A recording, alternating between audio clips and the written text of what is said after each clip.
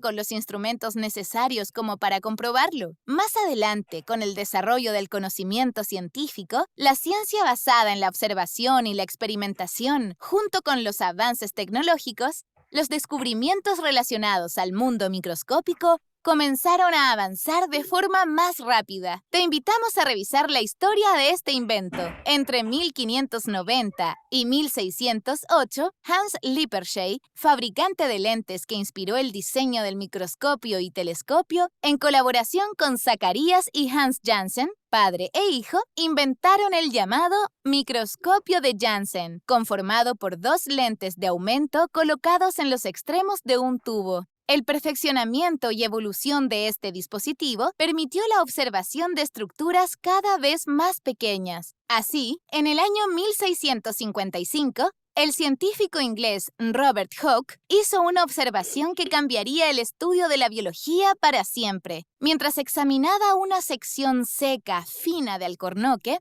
árbol de corcho, con un microscopio, pudo observar que su estructura estaba formada por pequeños espacios rodeados de paredes, tal como un panal, con la diferencia que dichos espacios eran de tamaños irregulares. Adicionalmente, notó que dichos espacios eran tan pequeños como numerosos, llegando a los 1.000 millones en solo una pulgada cúbica, y los nombró originalmente celdas, nombre que derivó luego en la palabra célula. Unos años más tarde, en 1670, el holandés Anton van Leeuwenhoek, un renombrado fabricante de microscopios, construyó uno de los mejores modelos de su época, llegando hasta los 200 aumentos. Leeuwenhoek fue el primero en observar, dibujar y también describir una célula viva. Con sus trabajos, pudo describir una gran variedad de células y microorganismos, tales como bacterias, protozoos, células sanguíneas e incluso espermatozoides.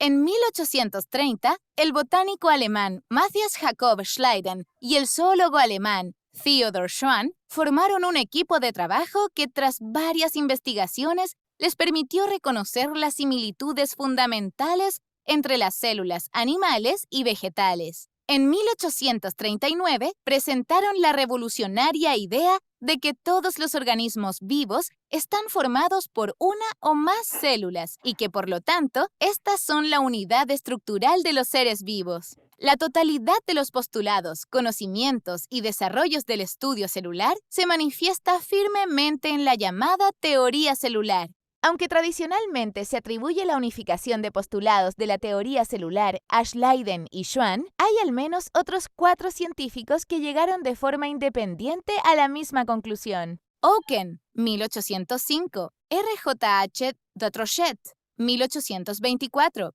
J.E. Purkinje, 1834 y Valentin, 1834, donde destaca R.J.H. Dutrochet. Otros descubrimientos importantes para el estudio de la célula fueron 1832, Dumoutier describe la división binaria en células de las plantas. 1833, Brown descubre el núcleo celular. 1835, Wagner describe el nucleolo. 1840, Purkinje establece el término de protoplasma para referirse al material interior de la célula. 1857, Kullinge descubre las mitocondrias. 1879, Fleming describe la separación de cromosomas e introduce el término de mitosis. 1898, Golgi descubre el aparato de Golgi. Siguiendo con nuestra historia, en el año 1932, los científicos Ernst Ruska y Max Noll crean el primer microscopio electrónico,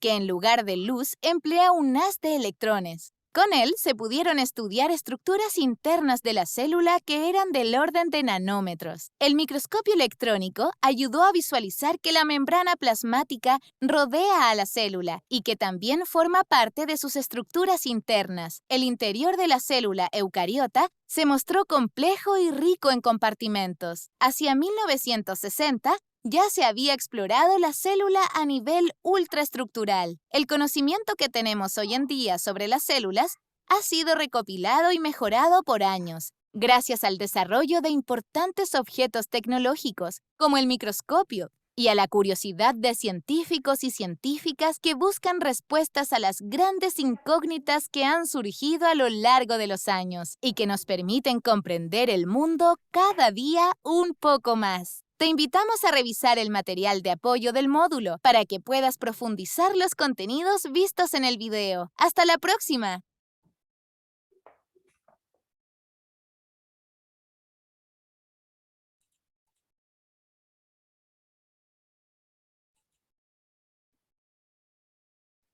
A ver, estoy grabando.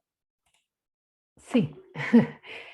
Y entonces, bueno, el video no tenía mucha relación con la clase de hoy, era más bien como un video que había quedado pendiente de las clases anteriores, que no me lo habían enviado ni tampoco lo habían subido, pero ahora ya tienen disponible ese material. La idea hubiese sido que esa clase hubiese ido en relación cuando vimos tipos de tejido, tipos de células, cuando vimos las células procariontes. Ahí sí, a ver. Ahí. La idea hubiese sido que ese video estuviera vinculado a la clase de tipo de células cuando vimos célula procarionte y eucarionte, o que hubiese estado relacionada con la clase de laboratorio, ¿ya? Pero igual preferí mostrárselos como para que lo tuvieran en consideración, ¿ya? Ahora bien, vamos a conversar respecto de la guía que leyeron el día de ayer. Esta es una presentación como que trae los elementos centrales de la clase de evolución. Entonces acá, en esta imagen, no sé si alguien sabe a qué estoy haciendo referencia aquí.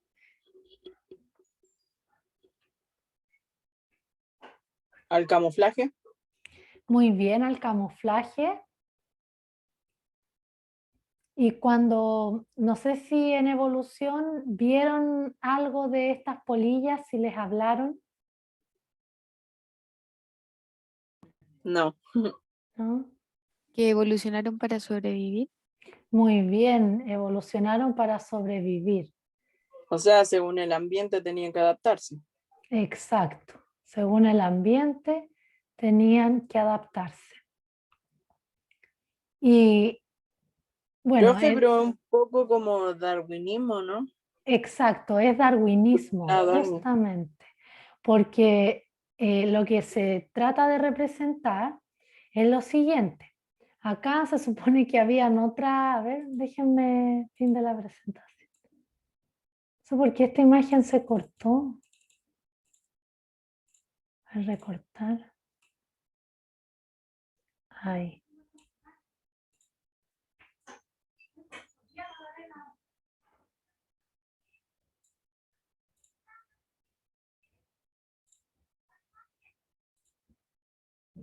Ya, entonces acá lo que ocurría antes de la llegada de la revolución industrial es que habían polillas de dos colores. Estaban las polillas de color negro y las polillas de color blanco, ¿ya? Antes que llegara la revolución industrial, la mayor cantidad de polillas que habían eran de color blanco, porque se camuflaban en los líquenes que se adosan en los troncos. Justamente es selección natural. Pero después ocurrió una presión selectiva, ¿ya? El cambio en el ambiente, producto de la revolución industrial, hizo que los troncos de los árboles se tiñeran de negro, producto del aumento, bueno, de la combustión El carbono. del carbono. Entonces quedaron todos los árboles de color negro o grisáceo, y por lo tanto ahora las polillas que eran de color blanco ya no se podían camuflar y eran susceptibles a ser depredadas y o eliminadas, y por lo tanto las otras, las polillas de color negro, sí se podían camuflar, y como estas empezaron a morir, Lo que ocurrió es que las polillas que estaban en mayor cantidad eran las polillas de color negro.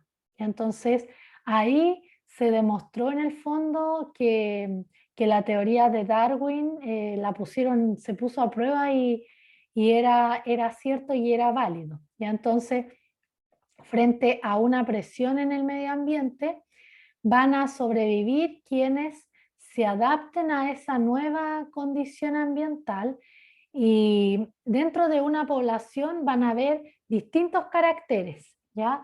Pero aquellos individuos que tengan los caracteres más favorables para ese medio van a sobrevivir, y el otro porcentaje va a morir o se va a reproducir menos, por lo cual se van a favorecer ciertas características.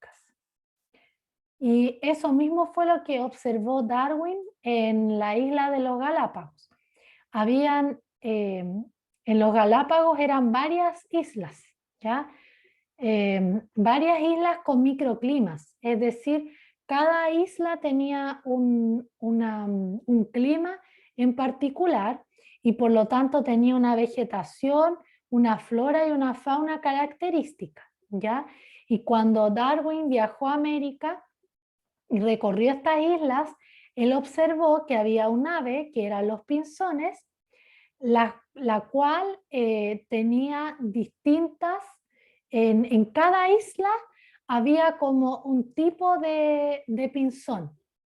En cada isla había un tipo distinto de pinzón, y ahí él se dio cuenta que tenía mucho que ver la forma de su rostro y la forma en la cual tenían el pico con la comida que había disponible en la isla, ¿ya? En la isla en la cual vivían.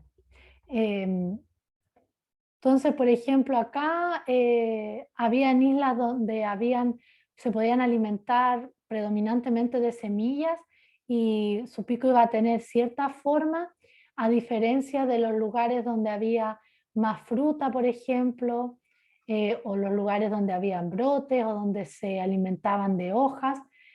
Y esto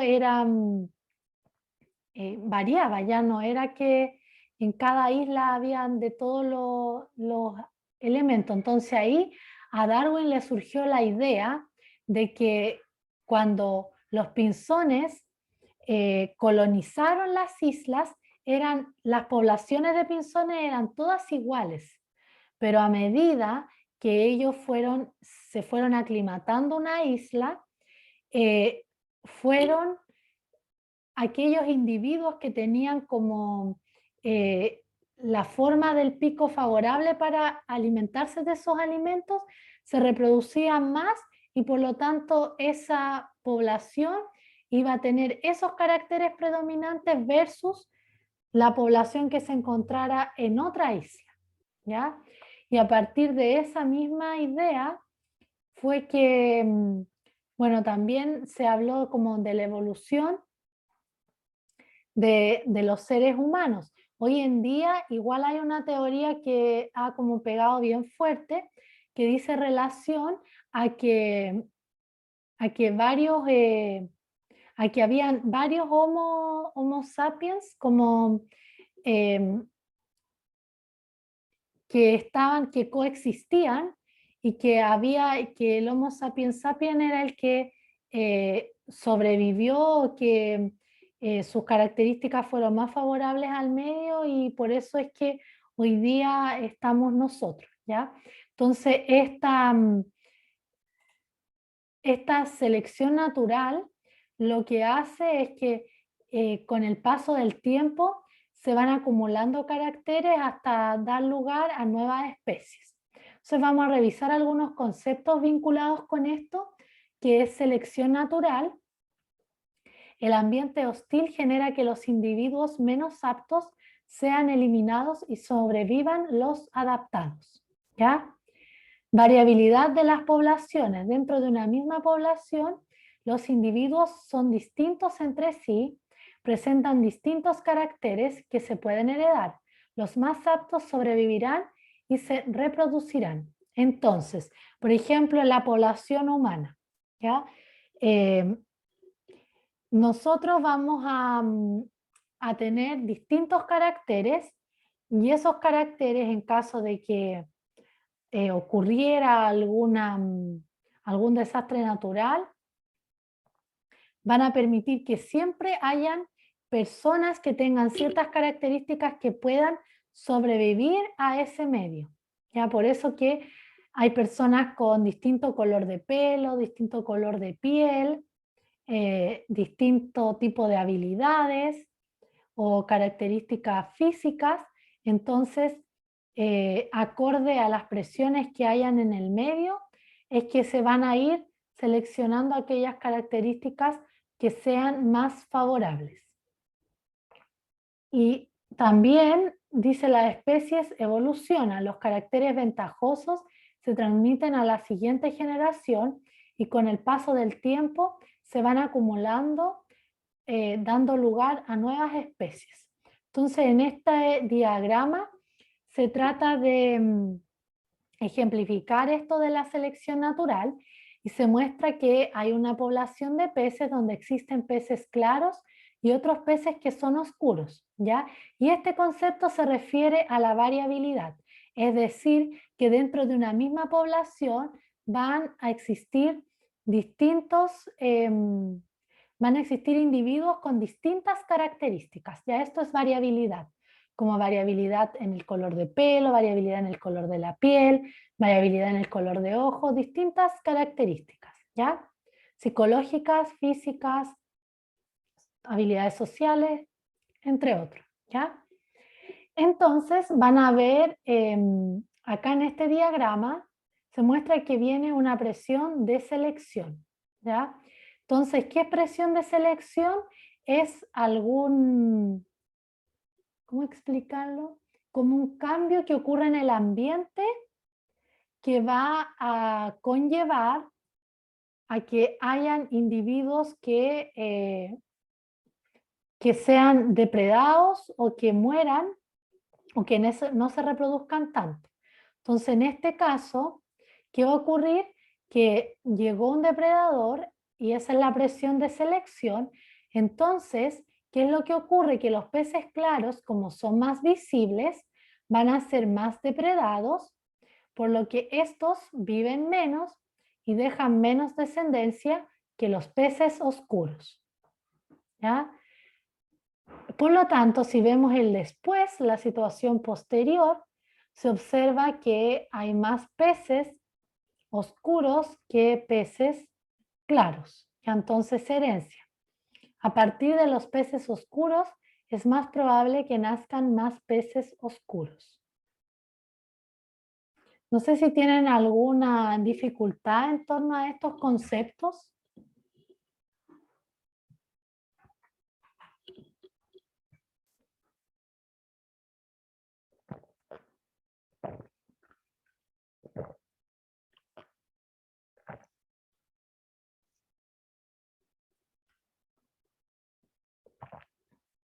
¿No?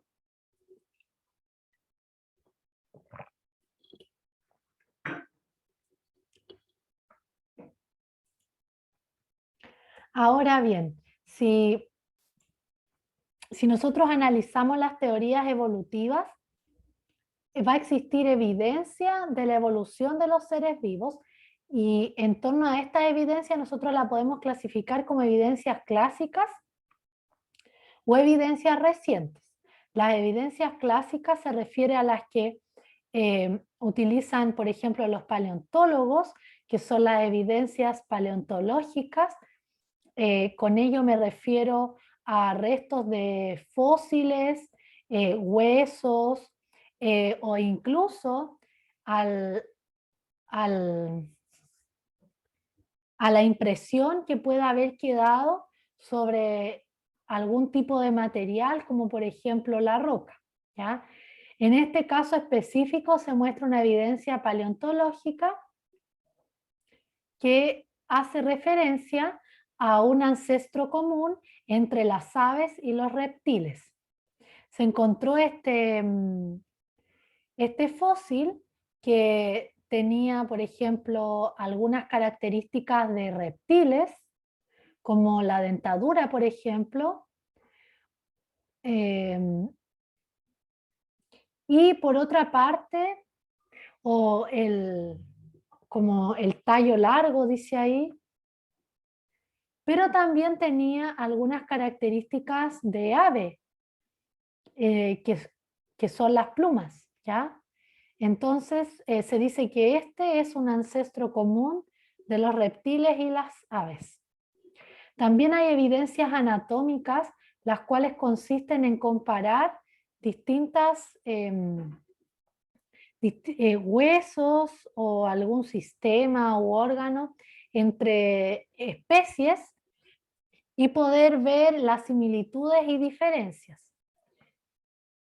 Además están las evidencias embriológicas, donde lo que se compara específicamente son los embriones.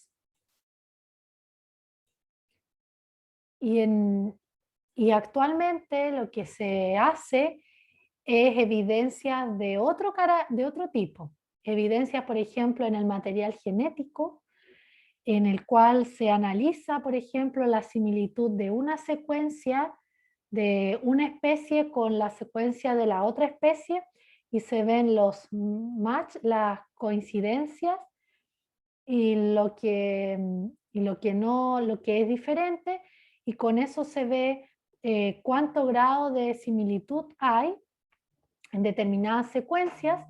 Y también si nosotros comparamos la secuencia de las proteínas o la estructura tridimensional que tienen en el espacio, también se puede hacer una comparación.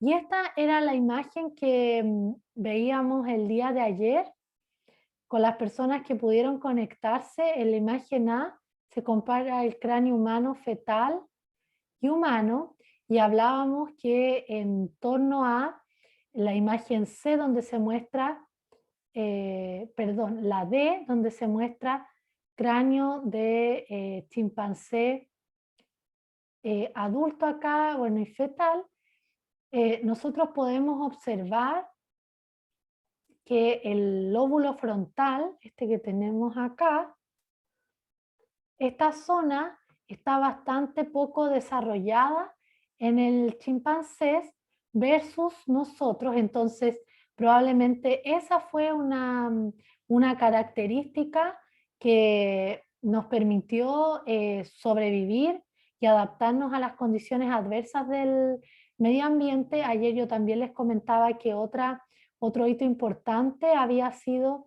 el descubrimiento del fuego para poder coccionar los alimentos, y de esa manera disminuye el tiempo y la energía que tenía que utilizar nuestro propio organismo para procesar los alimentos que ingeríamos y absorberlos a nuestra sangre.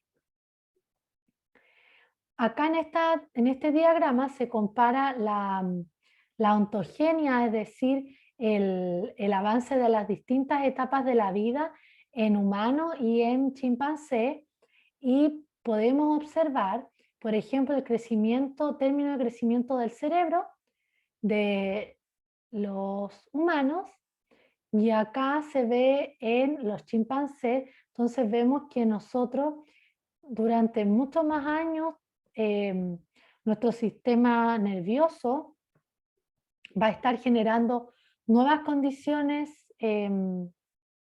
nuevas conexiones neuronales, y también va a haber neuroplasticidad. Que la B es los años, por ejemplo, 0 años, 5 años, 10 años, 11 años, aquí aparece la menarquia. En el caso de las niñas, después, 16, acá no sé bien cuál es 20, no está bien separado aquí. Pero este es ¿cómo decirlo? Como los ciclos vitales del ser humano, y acá abajito están como los ciclos vitales del chimpancé. Entonces lo que se hace es comparar las distintas etapas. Ya, por ejemplo, acá se ve que el crecimiento del cerebro termina porque igual se pueden ir generando nuevas conexiones. En el humano da mucha más tardía que en los chimpancés, que dura como en torno a los 2 años. También, bueno, la menarquia aquí, acá aparece a los 9 y acá creo que como a los 13, pero bueno, esto sabemos que puede variar. La infancia, la adolescencia, y acá dura, es mucho más corta. La dentición también. Entonces eso es lo que se va comparando. En el fondo hay otra tabla en la guía que muestra que nosotros tenemos la adolescencia, bueno, la niñez, la adolescencia, es un periodo de vida mucho más largo que en otros seres vivos, ¿ya? Y después en el mismo documento se habla en torno al desarrollo del sistema nervioso. Primero se explica el sistema nervioso reticular, que se caracteriza por redes nerviosas que lo que hacen es poder sensar lo que hay en el medio externo y generar una rápida respuesta, como por ejemplo a un estímulo.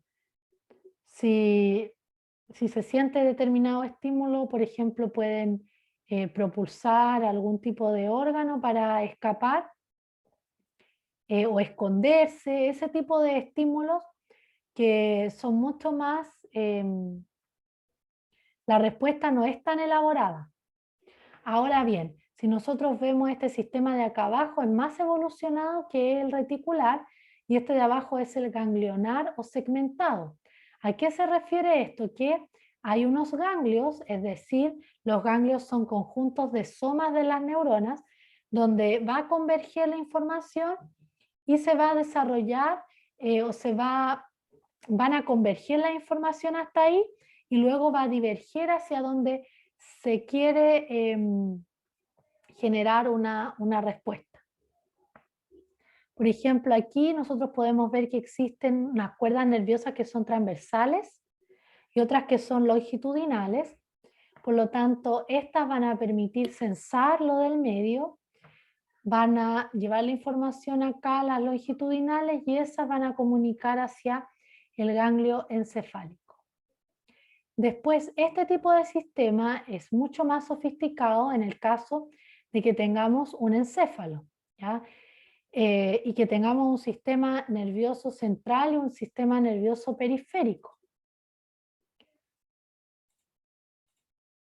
Como yo en clase generalmente les hacía como el típico monito de círculos y palitos,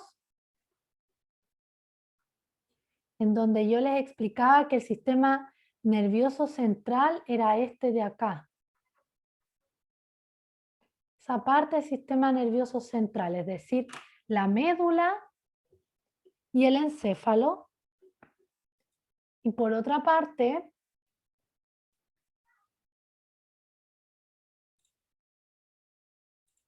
nosotros tenemos sistema nervioso periférico, que va a ser todos los nervios, las neuronas, que van a llevar la información desde el medio externo o desde el medio interno, ¿ya? Por ejemplo, los desbalances que puedan ocurrir a nivel del plasma o en el estómago, por ejemplo, alguna información, el sistema nervioso digestivo, bueno, en todos los sistemas, ¿ya? Entonces el sistema nervioso periférico es el otro sistema que va a llevar la información desde los órganos o desde los órganos de los sentidos también, la piel, la vista, por ejemplo, todo eso es sistema nervioso periférico. Entonces, toda la información del sistema nervioso periférico converge en el sistema nervioso central, ¿ya? Pueden ser acá en los nervios que están en la médula espinal o también en los nervios raquídeos, que son estos nervios que están acá cerca del encéfalo, acá donde ya comienza el tronco encefálico. Acá pasan un montón de nervios hacia esta parte. Entonces el sistema nervioso encefálico es un sistema mucho más organizado, en donde vamos a tener un sistema nervioso central, un sistema nervioso periférico. En el sistema nervioso central vamos a tener encéfalo y vamos a tener médula espinal. Y estos dos elementos van a permitir configurar información en el sistema nervioso central. En el encéfalo vamos a tener los lóbulos, vamos a tener el cerebro, que nos va a permitir desarrollar habilidades mucho más sofisticadas y de mucho más análisis. Ahora, ayer también conversamos respecto de la genética mendeliana. Mendel era un... Dígame, Christopher. Profe, ¿qué ser vivo posee un sistema nervioso ganglionar y el otro, que no me acuerdo cuál era? Reticular. Ese, ¿qué ser vivo posee ese tipo de sistema? Como más los organismos más acuáticos. El reticular, por ejemplo, las estrellas de mar tienen este tipo de sistema, y el ganglionar, algunos tipos de peces. Ah, ya, profe, gracias. Como más acuáticos.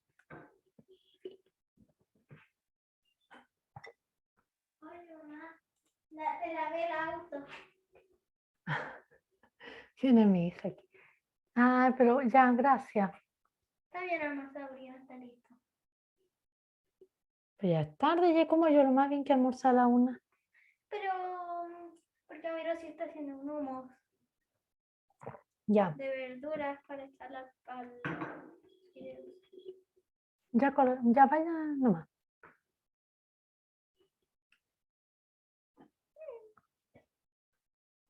Aquí viene este mono chico que le gustan las cámaras. Dice que le gusta lucirse.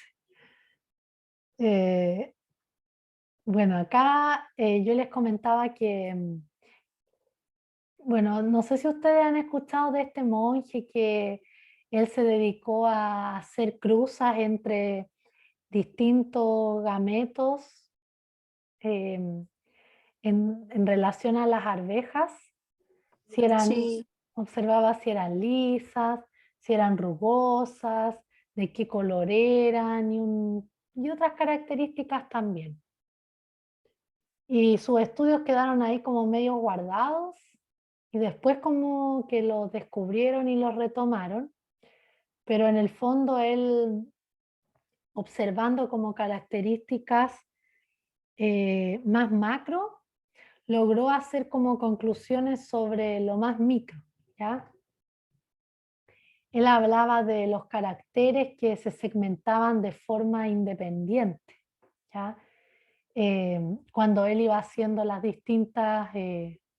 distintos cruces. Por ejemplo, en este caso tenemos una arveja que es de color amarilla y es lisa, pero es homocigota para ambos caracteres. ¿Qué quiere decir esto? Por ejemplo, si yo tengo, este es un par de cromosomas, este es el cromosoma de origen materno y este de origen paterno, y acá yo tengo este gen A mayúscula, acá también voy a tener el A mayúscula. Eso se refiere que son homocigotos, ya que tienen el mismo carácter en las dos formas del alelo que tienen. Y en cambio, bueno, y para B es lo mismo, en este caso. En la imagen que se representa acá de la arveja, que es verde y que es rugosa, también van a ser homocigotos, es decir, como va a tener este carácter de color verde, es recesivo. ¿Qué quiere decir recesivo? Que solamente se va a expresar si es que yo tengo dos copias de ese gen. El genotipo, no el fenotipo. Claro. Cuando es recesivo. Y acá la B es lo mismo, en este caso va a ser verde.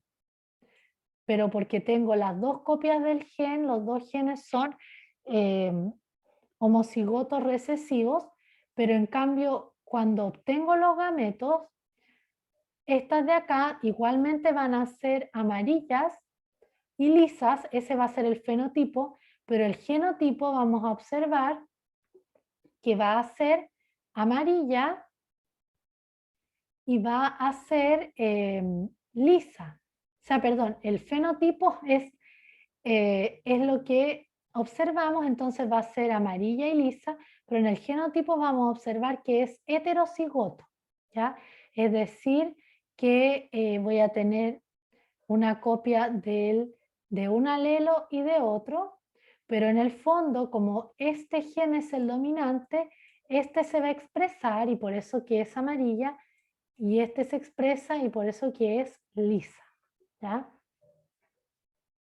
Entonces, acá encontré esta imagen, que ahí debiera llevar una C, pero como la copié de internet, no podía corregirle.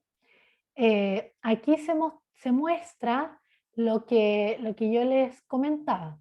Nosotros tenemos pares de cromosomas. Y en estos pares de cromosomas nosotros vamos a tener un locus, es decir, un lugar donde se va a situar un gen en específico y vamos a tener pares de alelos.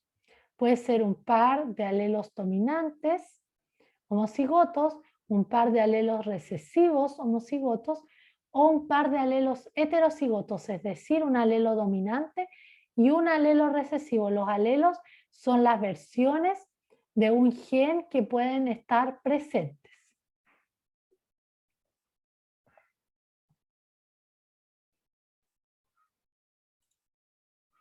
Y acá había una pregunta en la guía que decía, ¿cómo sería si dos heterocigotos AA tuvieran hijos? Entonces dice, crea tu propia tabla de Punnett. Pueden hacerla con eso, por ejemplo, en la tabla de Punnett tendrían que poner AA aquí, sería este, y acá poner AA, sería este otro, y acá irían los gametos separados, es decir, esta característica se va para una célula, esta para la otra, esta para una y esta para la otra. Y ahora combinamos los caracteres. A mayúscula, después a mayúscula, a minúscula, este con este a mayúscula, a minúscula, y acá dos a minúsculas. Entonces podemos ver que al cruzar, hacer el cruce de los dos heterocigotos, lo que va a ocurrir es que voy a observar en torno a, si nosotros lo clasificamos por fenotipo,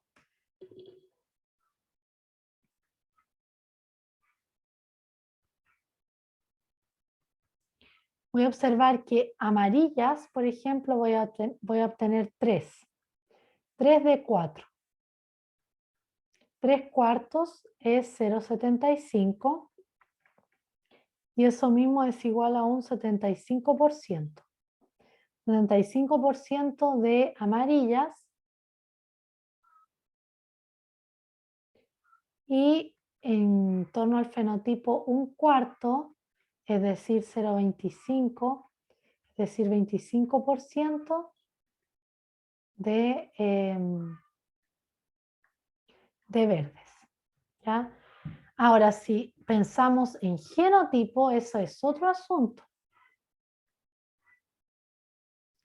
Voy a tener homocigoto dominante.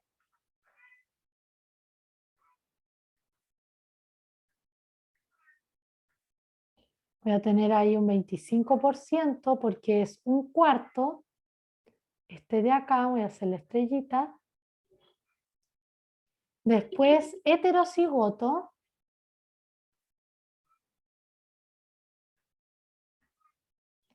Voy a tener esta de acá y esta otra de aquí, las que le puse corazón. Serían 2 de 4, por lo tanto sería un 50%. Y esta de acá sería homocigoto recesivo.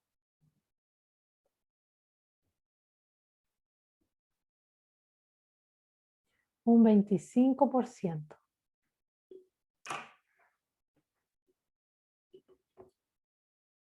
Profe, no entendí lo del fenotipo. Lo del fenotipo es lo que observamos, ya lo que nosotros evidenciamos. Por ejemplo, yo veo esa arveja que es amarilla, pero yo no sé por qué es amarilla por sus genes. ¿Ya? Una arveja puede ser amarilla porque tenga este alelo le da la característica de ser amarillo.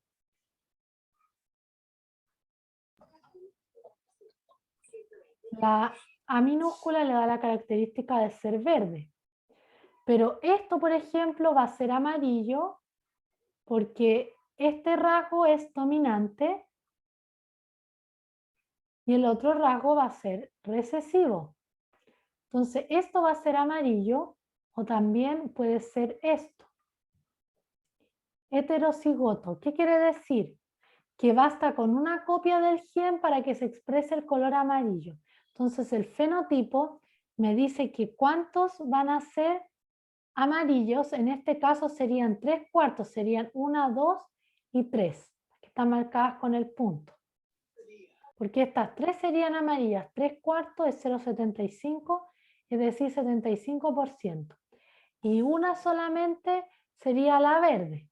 Pero ahora si vemos cómo están los genes, vemos que un 25 es homocigoto dominante, un 50% heterocigoto y un 25 homocigoto recesivo. Profe, una buena forma de recordar es feno como forma, característica o color de fenotipo, y gen, que sería lo del interior, de lo que está compuesto, o sea, lo que tiene adentro. Como el Claro. inicio de cada palabra. Muy bien, muy buena técnica. Fenotipo, entonces, lo que vemos, feno como de forma, como dice la Scaler, y genotipo, como dice ella, de los genes, ¿ya?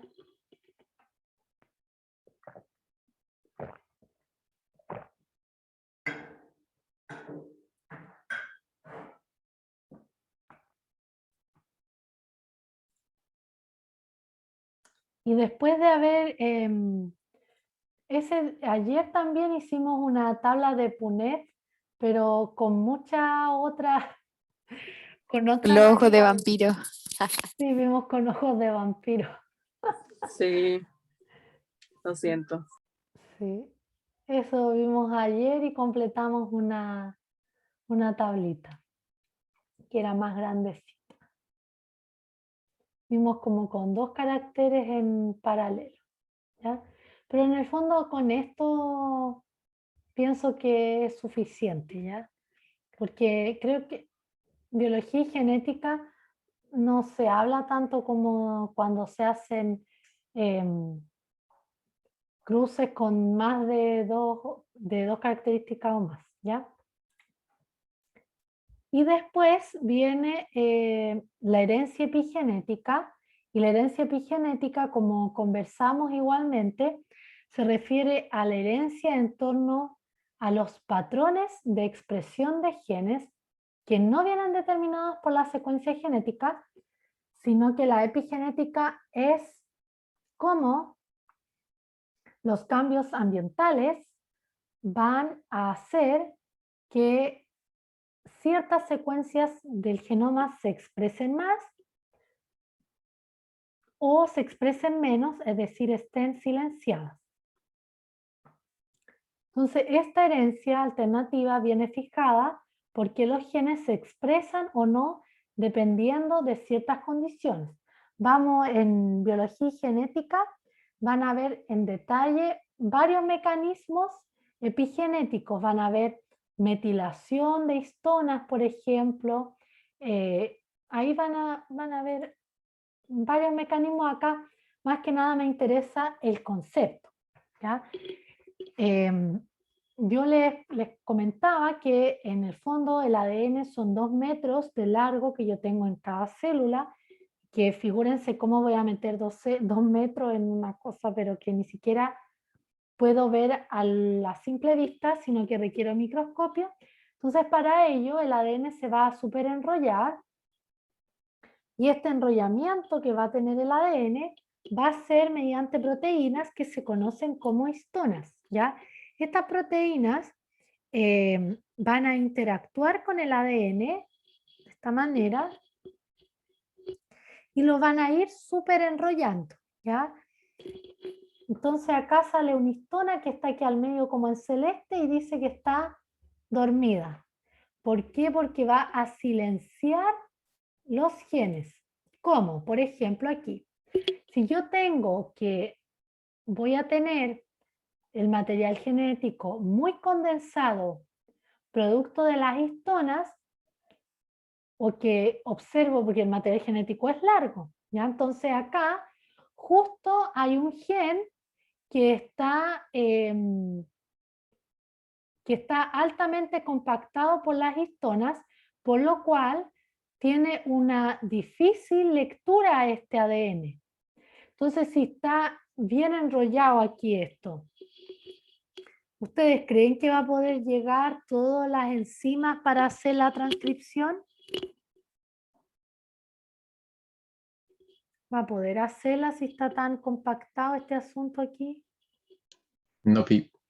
No. Ya, entonces aquí la transcripción de ese gen va a estar silenciado, va a ocurrir un silenciamiento. Silenciamiento del gen. En cambio acá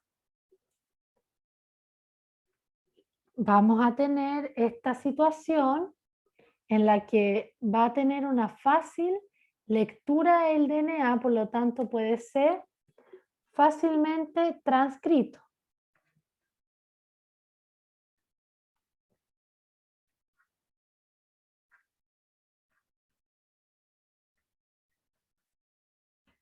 Y ello es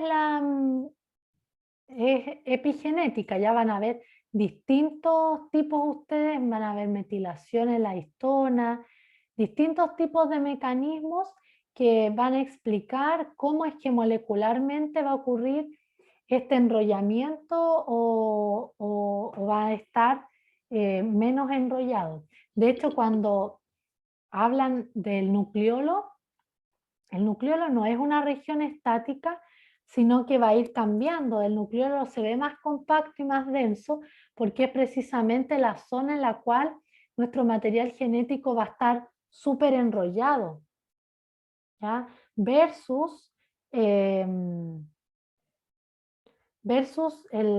material genético que no, ¿ya? Entonces, por eso es que vemos el nucleolo, pero el nucleolo no es estático, sino que va cambiando acorde a las condiciones del medio. Y yo acá siempre les cuento dos cosas como para recordar esto, es que cuando se empezó a investigar cómo ocurría o qué era la epigenética, al principio no sabían, o sea, pensaban que las mutaciones eran las responsables de la variabilidad genética, y después de la Segunda Guerra Mundial observaron que las mujeres que habían sobrevivido, las supervivientes del Holocausto, específicamente mujeres judías de esa etnia, su descendencia presentaba diabetes, ¿ya? Y no se explicaban cómo era posible que esa información de una generación a otra se hubiese transmitido tan rápido. Y ahí estudiando se dieron cuenta que no eran los genes los que habían mutado, sino era la expresión de los genes lo que cambiaba. Y esa expresión se puede transmitir incluso a la descendencia, es decir, el nivel de silenciamiento de ciertos genes o de qué tan fácil puedan ser transcritos, ¿ya? También hay un artículo que generalmente se les muestra en clase esa imagen que muestra BNF, a ver, bueno, pero habla de un factor de crecimiento neuronal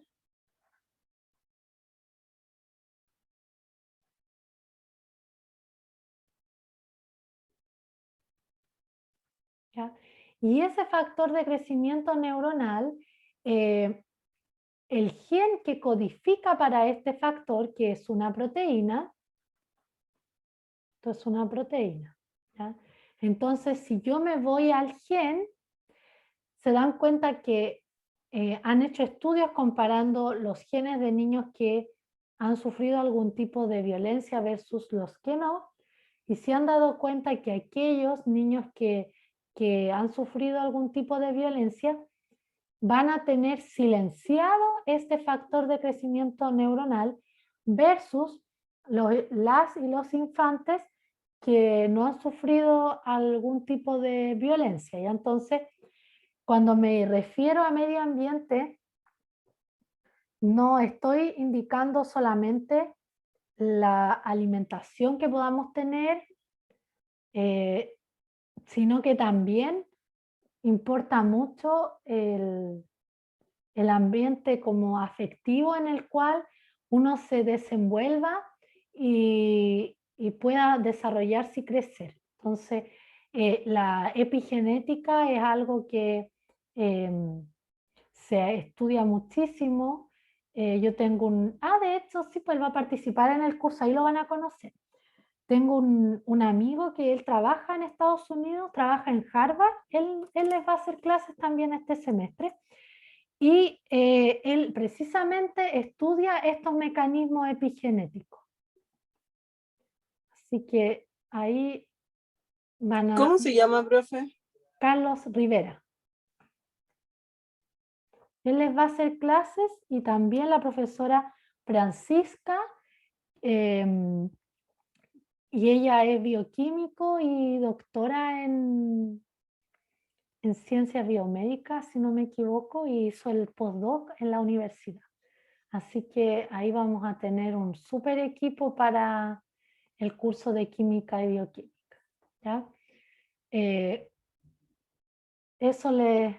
Eso era lo que tenía preparado para el día de hoy y además, bueno, dar el cierre del curso. Ya,